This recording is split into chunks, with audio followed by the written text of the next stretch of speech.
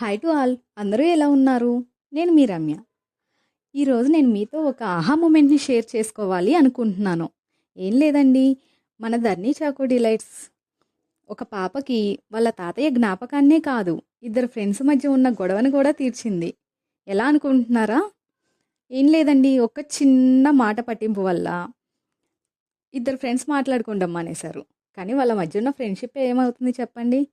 వాళ్ళలో ఒక వాళ్ళ ఫ్రెండ్ యానివర్సరీ కోసం మన చాక్లెట్స్ని ఆర్డర్ పెట్టారు. మనం దాన్ని కస్టమైజేషన్ చేసి పంపించాము.